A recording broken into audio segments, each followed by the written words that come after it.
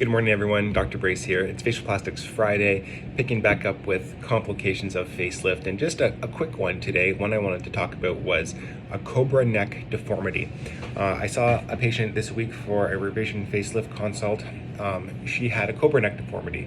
The cobra neck is when you have loss of volume right here. So in the submentum, because it's been over resected, the skin starts to pucker inward and you end up with this concavity under the chin, and it looks like a cobra's neck. And what that is basically caused by is there is fat here that's deep to the platysma, and then there's your digastric muscle. So the paired muscles, they go from your chin to your hyoid bone, from your hyoid back towards your mastoid.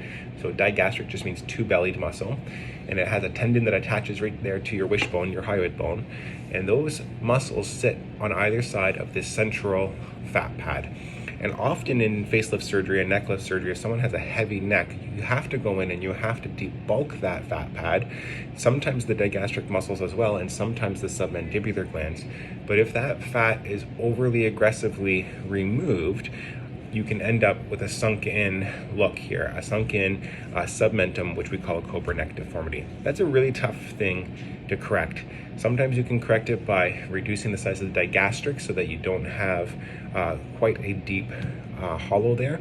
Sometimes you can fat graft it and put fat in there and try to refill it. You can use filler sometimes. Sometimes you can sew the muscles together, the digastric bellies together, and try to bring them into the middle more to occupy that space. That generally fails though in most people because the muscles tend to just cheese wire through the suture and just go back to where they want to live. So a really difficult problem to correct.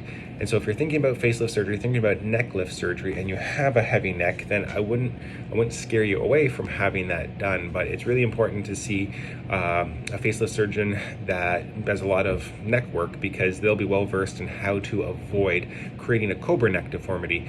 And basically you need to sculpt that fat, but you can't and you shouldn't remove all of that fat because you'll end up in trouble. And it's a judgment call, and the more experience that you have doing neck lift surgery, the more attuned you'll be into how much fat you can and should take out so that you don't create that scalloped look.